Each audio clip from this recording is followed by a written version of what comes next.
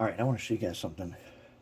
Something this may frustrate you too, but let's say here we're working on this guy again. Got his new decoder in. This time it's also an NCE DASR, but this is a says Rev E on it. One that had given us so much trouble where it would run away was a Rev D.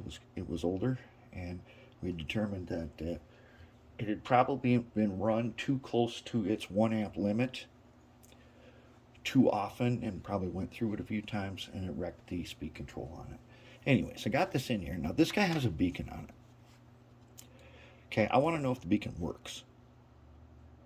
And he's got the super small tiny wire. And if you've ever had to test this tiny wire like this, you'll know that it is not easy. This hair-like wire here that comes with some of these LEDs. Okay, it's slippery.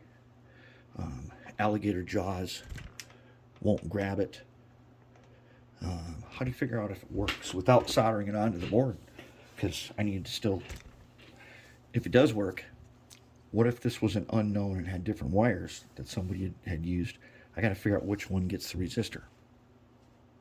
So here is what I do for these kinds of things.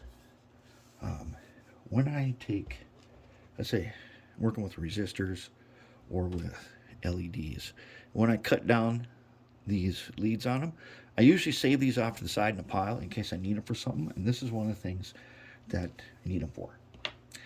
So what I've done is I've taken, this one's got a piece of heat shrink on it, I don't need that yet. What I've done is I've taken the guy here, and I have soldered on one of those cut off ends, just like that. Same with the red wire. Okay, now I've got and you don't need a breadboard setup to do this, but if you have one, it's great. If you don't have a breadboard, it's a cheap tool that you might want to have. All right, so I got it powered on, and I have a LED set up here to test LEDs. So I could just plug them in, because I got a bag full of LEDs that I don't know what color they are. They're like all different colors and stuff. So that tells me. But now what I can do, you've got to see where I'm going with this already. Get it close enough here. Now what I can do is, if this is truly red and black, then the black one goes in with this resistor, and the red one goes, well, got to get them real close. Okay, so the black one goes where the resistor is, and then the red one goes where the power comes in. And look at that. He actually works, and he's set up exactly the way it's expected, with red being the plus and black being the minus. Now I know that the resistor works, and he's set up in the usual way. That way I did not have to take this thing all the way out or anything to do any testing or nothing. I can do that. And if it was super short, I could still do this. I could put another lead on the end of these guys real easy. Now, how do you get that guy on there? That's the other tricky part. Basically, you need 3 hands. So you take Mr. Helping Hands. All right, Mr. Helping Hands can grab these things.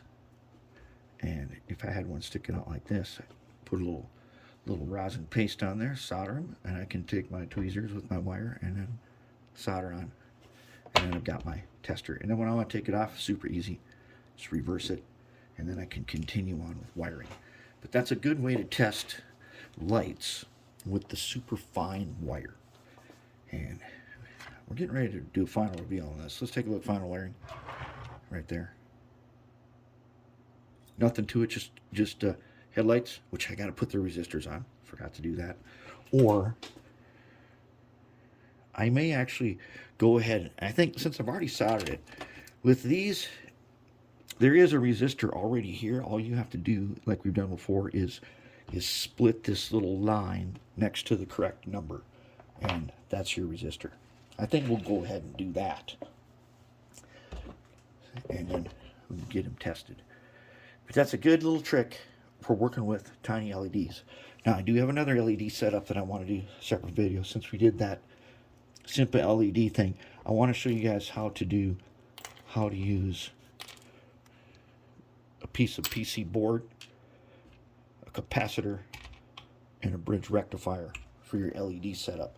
That'll make it a little more advanced, and that's building lighting is one thing. In DC, this setup gets you LEDs for your headlights in DC power. In DCC, this setup will get you some constant lighting if you want to do constant lighting, such as on our cleaning car.